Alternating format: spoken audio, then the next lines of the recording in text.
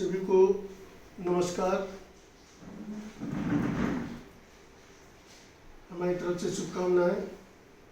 आज हम कक्षा 8 हिंदी में पाठ 12 पढ़ेंगे, जिसका शीर्षक है सुदामा चरित, जिसके रचयिता हैं नरोत्तम दास। प्रस्तुत कविता में कृष्ण और सुदामा की मित्रता के संबंध में बताया गया है।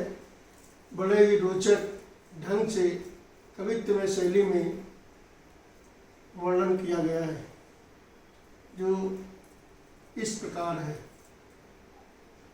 सुदामा चरित नरोत्तम दास द्वारा रचित पहला काव्यांश है, वो इस प्रकार है, जिसका हम सस्वर वाचन आपके समक्ष प्रस्तुत कर रहे हैं।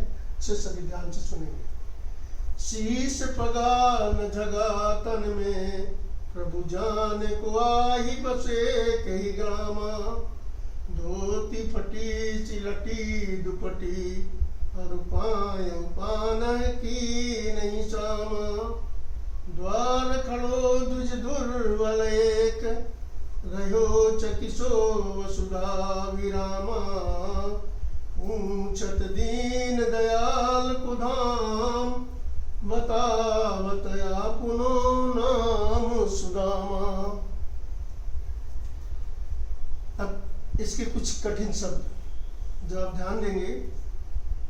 शीश माने सिर, पगा पगड़ी, झगा कुर्ता, तन शरीर, प्रभु ईश्वर, देव, आया है, कई ग्रामा किस ग्राम से, धोती वस्त्र जो पहना हुआ था, दुपट्टी जो लपटी हुई है, उपान माने बिना जूते चप्पल के, द्विज माने ब्राह्मण, दुर्बल माने कमजोर, चकिसो चकित होकर, वसुधा माने पृथ्वी, दीनदयाल दीनों के ऊपर दया करने वाले, धाम माने घर, आपनो माने अपना।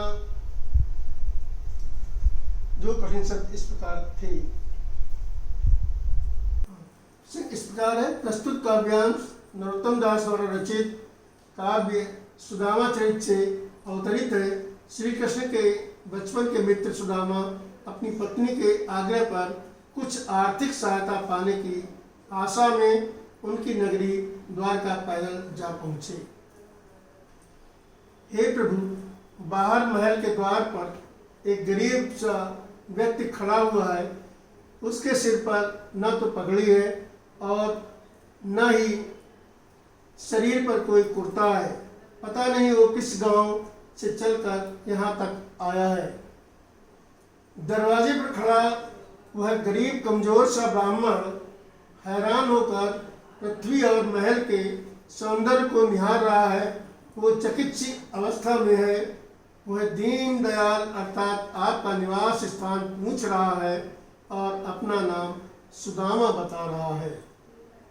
बच्चों, अभी आपने पहला काव्यांश सुना और उसका जो सारांश था, व्याख्या थी, वो भी हमने आपके सामने प्रस्तुत की। अब उसी संबंधित उसका दूसरा काव्यांश है, जो इस तरह है। ऐसे बिहाल विमान सो, पग कंटक जाल लगे पुनि जोए। आय महादुख पायो सखा, तुम आए ते न किते दिन खोए। देख सुदामा की दीन दशा, करुणा करिके करुणा निधि रोए। हानि परात को हाथ छुओ नहीं, नैनन के जल छो पग धोए। जो काव्यांश इस तरह था। जो दूसरा काव्यांश था, उसका प्रसंग इस तरह है। प्रस्तुत सवैया नरोत्तम दास द्वारा रचित सुदामा चरित से अवतरित है। जब श्री कृष्ण को पता चला कि द्वार पर उनके बचपन के सखा सुदामा खड़े हैं, तब वे दौड़े गए और उन्हें आदर सहित अंदर लिवा लाए। कृष्ण अपने मित्र सुदामा की दुर्दशा देखकर बहुत दुखी हुए। श्री कृष्ण ने सुदामा के पैरों को देखा और नजर डाली तो उन्हें लगा पैरों में कांटों के जाल लगे हुए हैं। सुदामा नंगे पैर थे, उनके पैरों में बीमारियां फटी हुई थीं, उनका हाल बेहाल था।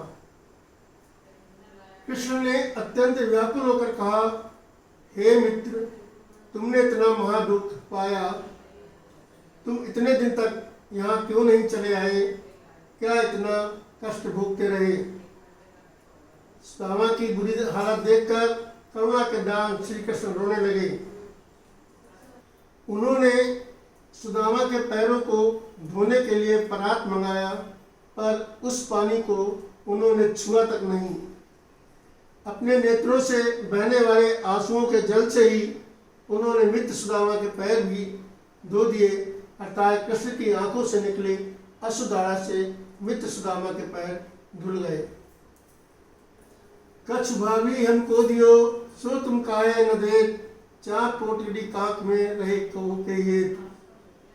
आगे चना गुरु माक दे, ते ले तुम चा भी हमें नहीं दीने, श्याम कहो मुस्काए सुदामा सो, चोरी की बान में हो जो प्रवीणे, पाछली बानी अजो न तजी तुम, ऐसे ही भाभी के तंदुल दीने।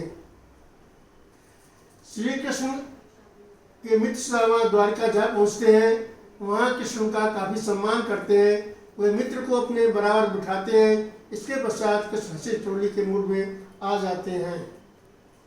श्री कृष्ण सुदामा से पूछते हैं, हमारी भाभी ने हमारे लिए जो उपहार भिजवाया है उसे तुम मुझे देते क्यों नहीं हो? उपहार की पोटली को तुम बगल में दबाए हुए हो, भला तुम ऐसा क्यों कर रहे हो? कृष्ण अपने मित्र सुदामा को संदीपन गुरु के आश्रम की बात का स्मरण कराते हुए कहते हैं कि जब हम तुम साथ साथ पढ़ते थे तब भी गुरु माता ने हम दोनों के लिए चने चबाने को दिए थे। तुम सारे चने स्वयं चबा गए थे और मुझे मेरे हिस्से के चने भी नहीं दिए थे। कृष्ण ने मुस्कुराकर कहा कि लगता है कि चोरी की तुम्हारी पुरानी आदत अभी तक नहीं गई। तुम इस कला में प्रवीण हो। तुम अभी भी चावलों की पोटली को बगल में अपने लिए ही दबा रहे हो।